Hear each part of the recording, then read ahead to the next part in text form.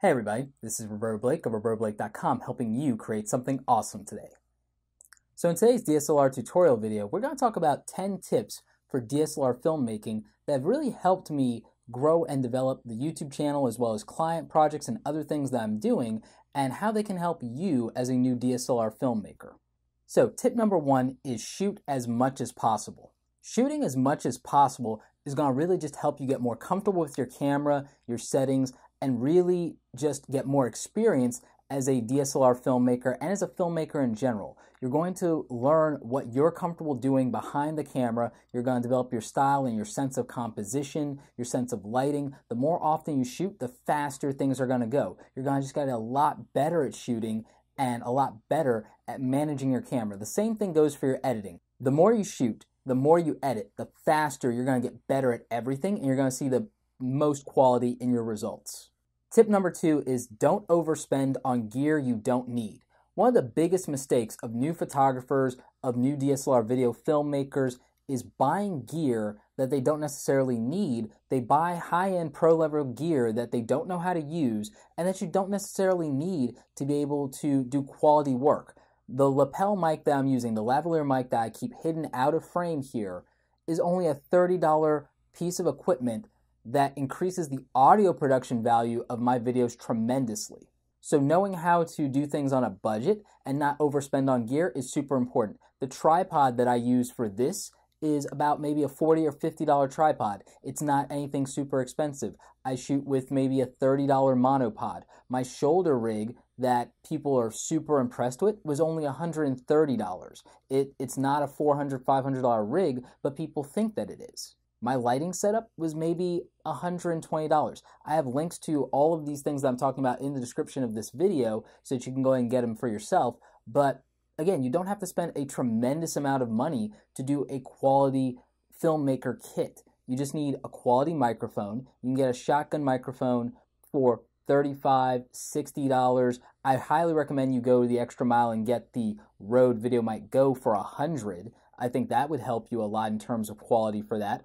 For a lapel or lavalier mic, you can get one for $30 that I have here. There's also a $6 one from Newer, and that will help you out tremendously. So don't overspend on gear for your DSLR filmmaking to think that that's going to be what makes a good video production setup. It's going to be knowing how to do basic composition. It's going to be knowing how to get quality audio out of things, and it's going to be just getting the right gear and doing the best with what you can afford at the time. Tip number 3, learn the rules of filmmaking. I can't stress this enough.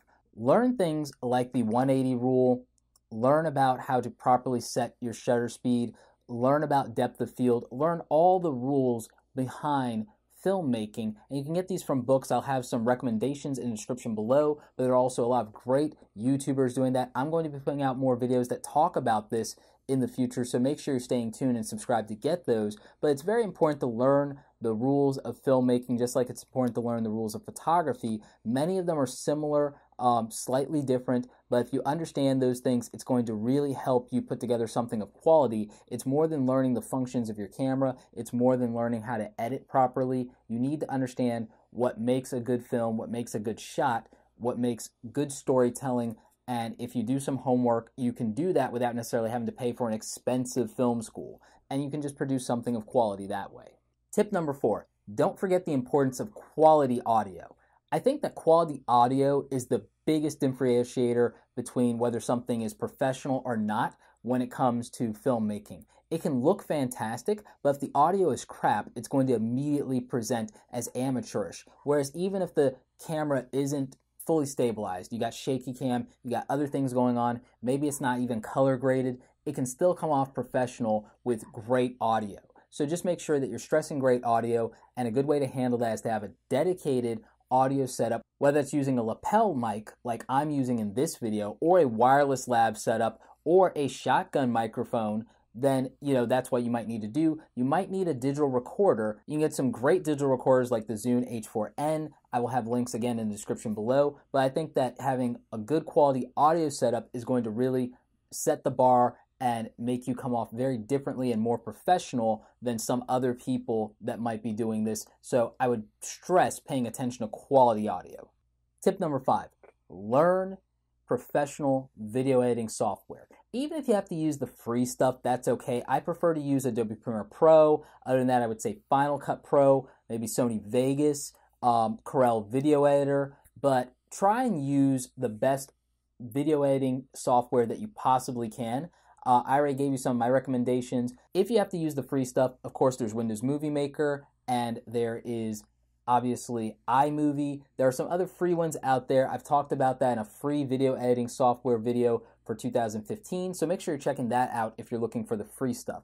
As far as paid software, even if you need to go cheap, you can again go Corel Video Editor, you can go Adobe Premiere Elements, you can even go Sony Vegas, and then if you're willing to go to the Pro tier, there's Adobe Premiere Pro, Final Cut Pro, and Avid. So that's the direction I would go, and make sure you learn the ins and outs of the video editing software. If you happen to use Adobe Premiere Pro, I have a couple of tutorials here on the channel, including a Getting Started in Premiere Pro tutorial that will definitely help you out as a walkthrough. I will be introducing video editing tutorials for iMovie, possibly Corel, maybe Sony Vegas, Final Cut Pro down the road. So make sure you're subscribed to get those videos from me in the future. And let me know in the comments section what video editing software you're using and what you'd like me to do tutorials and walkthroughs on in either Premiere Pro or any of those other software.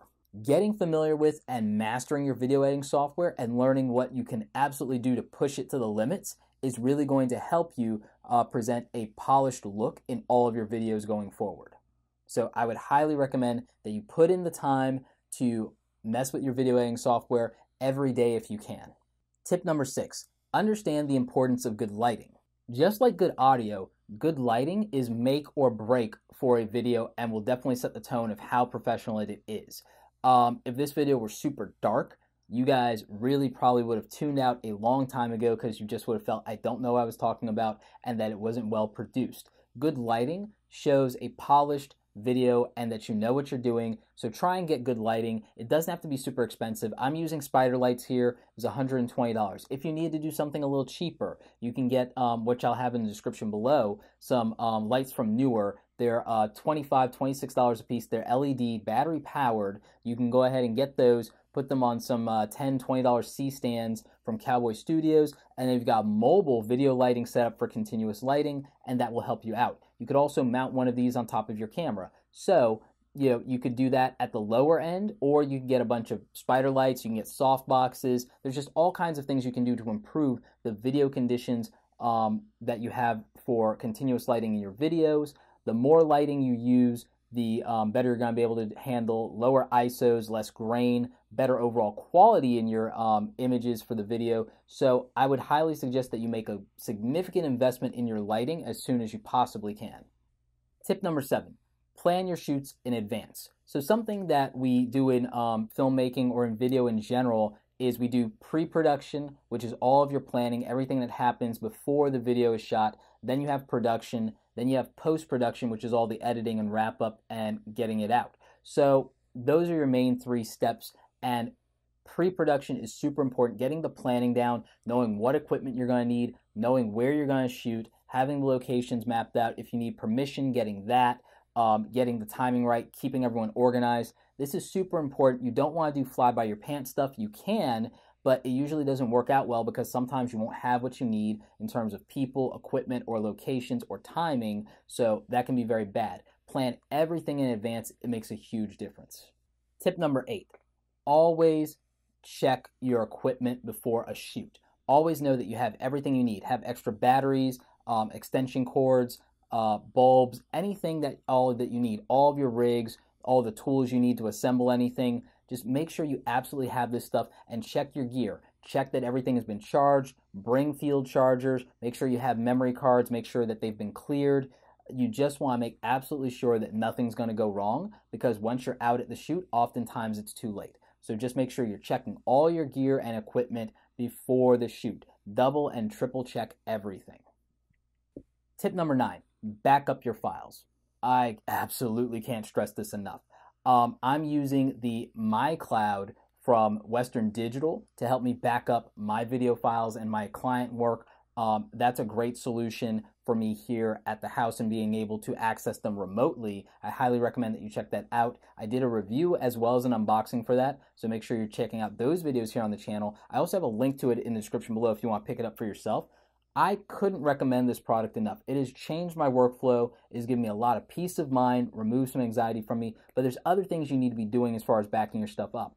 I'm going to be getting a field backup system from Western Digital as well that is wireless. I highly recommend you have a way to back up in the field, whether it's using something like that, dumping to your laptop. If you have a camera that's capable of shooting with 2 memory cards, do it that way. Having backups is very important. The other thing I usually do when I come home is I will back it up on either my dedicated external drive directly to this computer or the My Cloud or to the desktop itself, and then I will burn a DVD of the raw stuff, and then I'll tuck that away and know that I absolutely have backups before I will have like 2 or 3 backups and back it up in the cloud before I clear the card. So that way I know I have all of my footage. I recommend that you have a workflow for backing up your files as well. I will probably do a dedicated video to backing up video footage at some point. I'm also looking at Lexar for their Lexar professional workflow hubs. I've seen some other videos about that. I really like it.